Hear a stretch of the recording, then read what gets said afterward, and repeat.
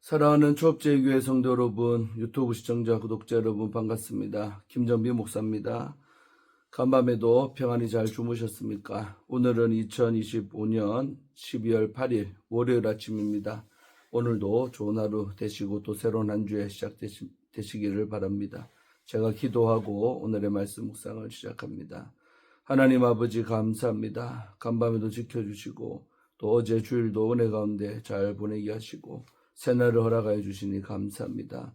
오늘도 주어진 이 하루도 하나님의 뜻대로 주의 영광을 나타내는 저희들의 삶이 되도록 축복하여 주시옵소서.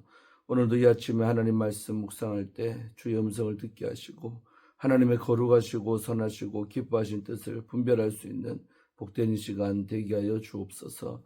이 시간을 주님께 의탁하옵고 예수님 이름으로 간절히 기도하옵나이다. 아멘. 잘 주무셨지요?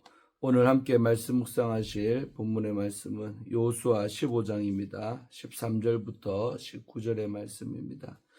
좀 짧은데 우리 한 번만 개역 개정판으로 읽도록 하겠습니다. 함께 읽기를 바랍니다.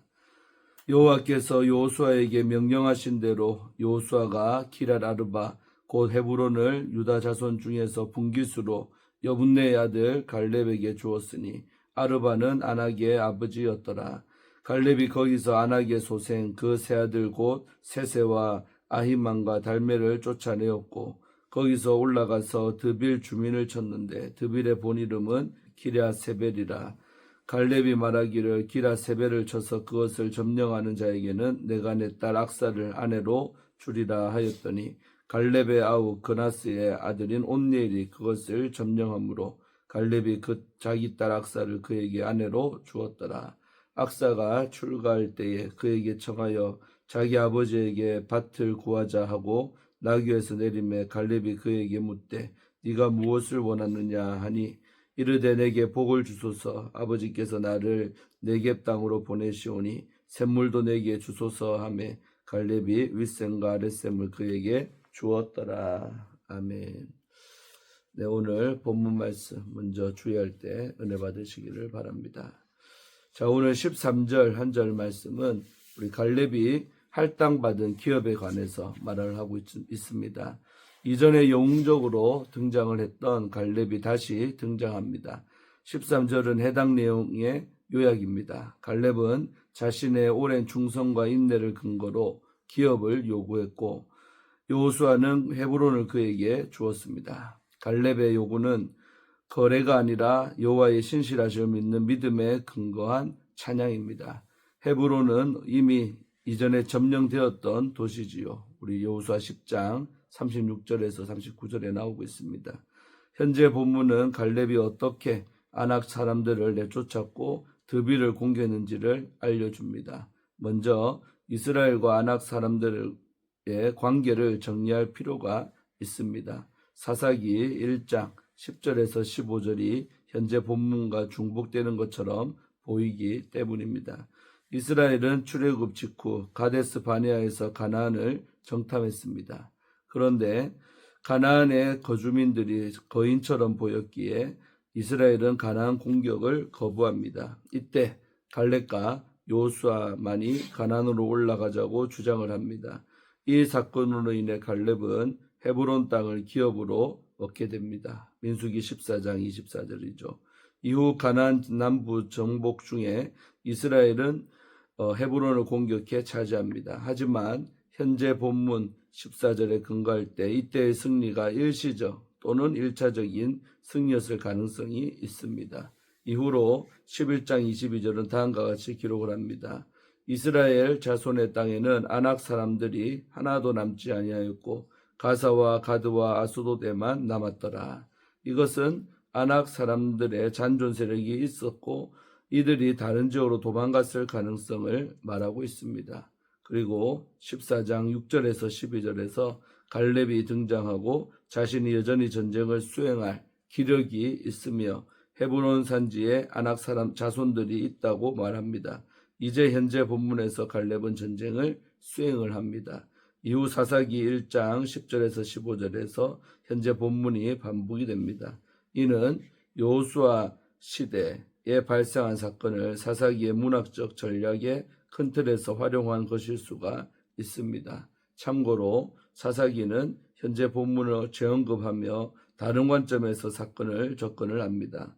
여호수아서는 14장 1절로 15절과 연계 분배와 약속의 관점에서 기술한 것이고 사사기는 실제 정복의 관점에서 기록한 것입니다. 여호수아서 12장을 기점으로 가나안 땅 정복에서 분배로 주제가 전환되었음을 기억하시기를 바랍니다. 12절과 13절의 전환을 다룰 때 개역 개정은 몇몇 영어 번역과 마찬가지로 접속사 바브를 번역하지를 않습니다. NKJS와 NASV 번역본은 나오는 번역을 합니다.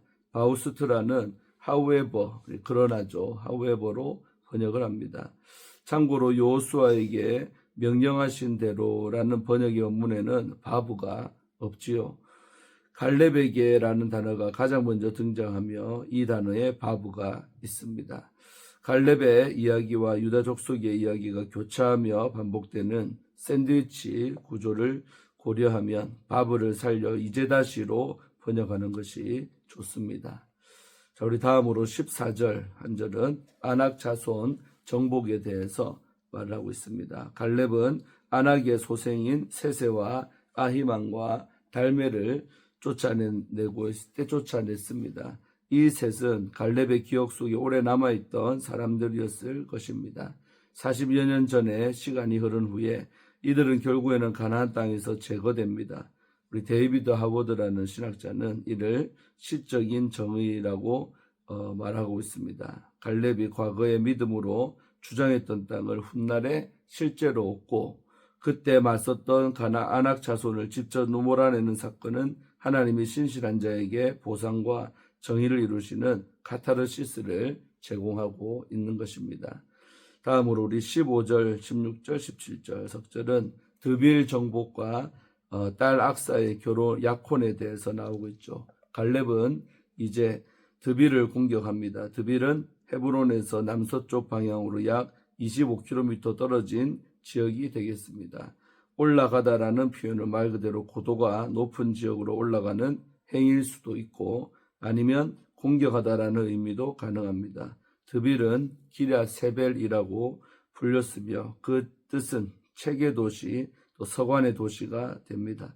따라서 이 도시가 기록 보관소 기능을 수행했을 수가 있지요.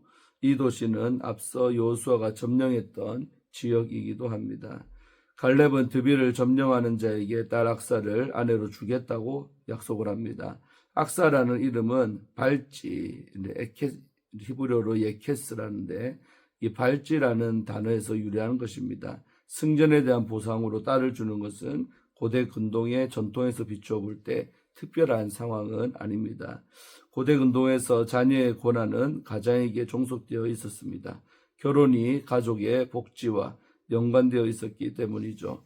자녀가 가장의 부속물 또는 재산으로 고려되었다는 의미는 아닙니다. 성경이 말하는 결혼의 개념, 나아가 결혼의 현대적인 개념과도 부합하지 않기에 하나님이 당시의 문화적 가치와 함께 일하시는 한 예라고 이해하면 되겠습니다. 자, 마지막으로 18절, 19절 두 절은 악사의 요청과 추가 기업이 나오고 있습니다. 온니엘은 후에 사사로 이스라엘을 구원하는 역할을 감당하지요. 우리 사사기 3장 9절에 나오는 그 온니엘입니다. 출가하는 악사는 온니엘에게 요청해 아버지 갈렙에게 추가 선물을 요구합니다. 네겝은 물이 적은 지역입니다. 그래서 그녀가 샘을 요구한 것으로 보입니다. 갈렙이 이들을 네겝으로 보내는 것과 사무엘상 30장 14절에 갈렙 남방이라는 표현을 고려할 때 갈렙이 헤브론 지역을 포함해 네겝의 남서 북동 지역을 소유했을 것으로 보입니다. 리차드 헤스라는 신학자는 이 장면을 창세기 24장 61절에서 67절과 연계합니다. 짐승을 타고 내려와 요청을 하며 자신이 접근한 사람에게 그것을 얻어냄이라는 평행이 존재한다는 것이죠. 이 연결이 의의 있는 이유는 바로 아브라함이 하나님께 받은 약속 때문입니다.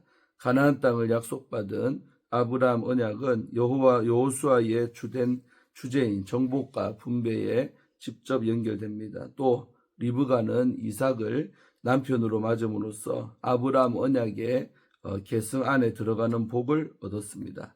악사는 단순히 땅이 아니라 생명을 유지할 샘물을 요청해 얻음으로써 기업에 충만한 유업을 확보했습니다. 두 여인의 이야기는 모두 믿음의 요청을 통해 언약적인 복이 확장되는 모습을 잘 보여주고 있는 것입니다. 우리 주에는 마쳤고 마지막으로 우리 믿음으로 도전하는 크리스찬이라는 주제를 가지고 함께 말씀 묵상하기를 원합니다. 임진왜란 당시에 조선은 풍전등화의 위기에 처했습니다. 수많은 전투에서 승리를 거둔 이순신 장군조차 이제는 더 이상 싸울 힘이 없다라고 생각할 수가 있었습니다. 그러나 그는 이렇게 말했지요. 신에게는 아직 12척의 배가 있사옵나이다. 그는 패색이 짙은 상황에서도 물러서지를 않았지요. 우리 명량해전 앞둔 그때 이야기죠. 나라와 백성을 위해 끝까지 도전했습니다. 그 도전 정신이 결국은 조선이라는 나라를 구했습니다. 성경 속의 갈렙 역시 그러했지요. 그는 85세의 나이에 헤브론을 점령을 했습니다. 그는 여기서 만족하고 쉴 수도 있었습니다. 그러나 갈렙은 도전을 멈추지 않았습니다. 공동체 전체를 위해 다시 기라 세배를 치려고 했습니다. 이때 그는 믿음의 도전을 이어갈 사람을 찾습니다. 이성을 치는 자에게 내 딸 악사를 아내로 주리라. 갈렙의 말 속에는 공동체를 향한 책임감, 또 하나님의 약속을 끝까지 이루려는 열망, 또 믿음의 유산을 다음 세대에 전하려는 의지가 담겨 있었습니다. 그 부름에 온니엘이 응답을 했습니다. 그는 난공불락의 성 기라 세배를 공격해 마침내 점령을 했습니다. 온니엘은 갈렙의 믿음의 유산을 이어받아 새로운 세대의 영적 리더로 세워졌던 것입니다. 후에 그는 이스라엘의 사사가 되어 40년간 나라를 평안하게 이끌었습니다. 믿음의 도전은 쉽지 않지만 하나님의 약속을 붙들면 승리는 주어집니다.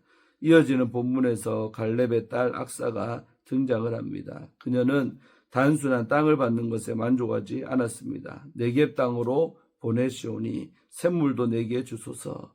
네겝은 물이 부족한 지역입니다. 메마른 땅을 살릴 수 있는 것은 샘이었습니다. 그녀는 단순한 소유보다 생명을 살릴 복을 구했습니다. 갈렙은 윗샘과 아랫샘을 주어서 그 땅을 풍성하게 만들었습니다. 악사의 강구는 욕심이 아니라 지혜였던 것입니다. 하나님이 주시는 은혜 없이는 메마른 땅에서 살아갈 수 없다는 사실을 알았기 때문입니다. 이 짧은 본문 속에서 세 가지 중요한 메시지가 담겨 있습니다. 첫째로 믿음의 도전은 다음 세대의 유산이 되는 것입니다. 갈렙은 안주하지 않고 다시 싸움터로 나아갔습니다. 그의 도전은 온니엘에게 믿음의 유산이 되었고 이스라엘의 미래를 열었습니다. 오늘 우리의 믿음의 도전도 자녀 세대와 공동체의 신앙의 유산을 남깁니다. 둘째로 하나님은 믿음으로 응답하는 자를 세우십니다. 온니엘은 하나님의 약속을 신뢰하며 도전했고 하나님은 그를 통해 새로운 역사를 이루셨습니다. 신앙의 길에서 중요한 것은 가문이나 배경이 아니라 하나님의 약속을 붙드는 믿음입니다. 셋째로 지혜로운 강구는 생명을 살립니다. 악사는 메마른 땅에서 샘을 구했지요. 그녀는 자신이 가진 한계를 알았고 생명을 살릴 복을 아버지에게 요청했습니다. 우리 인생도 마찬가지입니다. 하나님이 주시는 은혜의 샘 없이는 살아갈 수가 없습니다. 성령의 충만한 은혜가 우리의 가정과 공동체를 살립니다. 이제 이 말씀을 우리 삶에 비추어 봅시다. 어른 세대는 갈렙처럼 기도와 섬김으로 다음 세대의 버팀목이 되어야 합니다. 중간 세대는 온니엘처럼 하나님의 약속을 붙들고 믿음으로 응답해야 합니다. 자녀 세대는 악사처럼 지혜롭게 은혜를 구해야 합니다. 세상은 점점 메말라 가지만 성령의 샘을 구할 때 가정과 교회가 살아날 줄로 믿습니다. 토니 에반스는 이렇게 말했습니다. 가정은 물질이 아니라 영적 유산을 전하는 자리다. 사탄은 신앙의 전술을 끊으려 하지만 하나님은 믿음의 도전과 강구를 통해 가정을 세우시고 윗셈과 아랫셈의 복으로 우리 삶을 풍성하게 하십니다. 우리 사랑하는 초업제의 교회 성도 여러분, 하나님은 오늘도 믿음으로 도전하는 갈렙 같은 어른, 온넬 같은 젊은이, 악사 같은 자녀를 찾으십니다. 그들을 통해 공동체를 살리시며 은혜의 강물을 흘려 보내십시다. 이번 한 주간도 우리는 우리의 메마른 자리마다 하나님이 주시는 생수의 강물이 터져 나오기를 소망합니다. 아멘. 오늘 말씀 묵상을 마치겠습니다. 오늘 말씀을 묵상하면서 제가 이제 이번에 어제부터 우리 소아시아 7교회를 돌아보는데 라우디게아 교회 또 이렇게 우리가 아는 모든 교회들 또 이렇게 둘러보게 되는데 그때 그렇게 예수를 믿었던 사람들이 많았기 때문에 이 자리에 그런 교회들이 있었는데 지금은 그런 교회가 다 사라지고 이슬람을 믿는 나라가 이 나라가 되었다는 것이죠. 그래서 믿음의 신앙들이 이어지지 못했다는 그런 부분에서 참 많은 아픔을 느꼈는데 오늘 본문 이야기가 그런 거 아니겠습니까? 갈렙에서 온니엘로 이렇게 쭉 믿음이 이어졌다는 것이죠. 그래서 우리도 늘 제가 부임에서도 강조했지만 우리의 아버지 어머니 다 교회 장로님이시고 권사님인데 그 자녀들의 믿음도 부모님처럼 이어져야 할 텐데 그렇지 않은 부분에 관해서 더 마음이 너무 아픈 거죠. 그래서 우리 애들 이어지게 하려고 부단히 노력하고 또 기도하고 애쓰는 우리 모든 성도님들 또 윗세대가 되기를 주 이름으로 축원합니다. 제가 기도하고 마칩니다. 하나님 아버지 감사합니다. 또 새로운 한 주의 시작이 월요일입니다. 오늘도 주신 말씀 붙들고 승리하는 우리 모든 성도님들 되게 하시고 한 사람 한 사람 심령마다 이 말씀이 우리 가운데 심겨져서 아무쪼록 나의 믿음이 내 자녀들에게로 이어지려고 노력하고 기도하고 애쓰는 우리 모두가 다 될 수 있도록 축복하여 주시고 끝까지 믿음의 도전을 그치지 않았던 갈렙처럼 나이가 많아도 끝까지 믿음으로 살려고 몸부림치며 살아가는 귀한 우리 어르신들 다 되게 하여 주시옵소서. 아버지 믿음이 이어지는 우리 대한민국 한국교회가 되기를 간절히 소망합니다. 주님께서 오늘 하루도 승리하게 하실 줄로 믿사옵고 이번 한 주간도 주 안에서 잘 보내게 하실 줄로 믿습니다. 예수님 이름으로 간절히 기도하옵나이다. 아멘. 사랑하는 성도 여러분, 좋은 하루 되시고 저는 밤에 오늘 배 타고 이제 그리스 쪽으로 넘어가서 3일 정도 이렇게 또 투어를 합니다. 좋은 시간 되도록 기도하시고 또 어저께 우리 박종균 목사님 통해서 오전과 오후에 많은 은혜 받으신 줄로 믿습니다. 안 봐도 제가 그럴 것 같습니다. 그래서 받은 은혜 잘 간직하시고 또 돌아와서 뵙겠습니다. 내일 아침에 또 큐티로 찾아뵙겠습니다. 샬롬.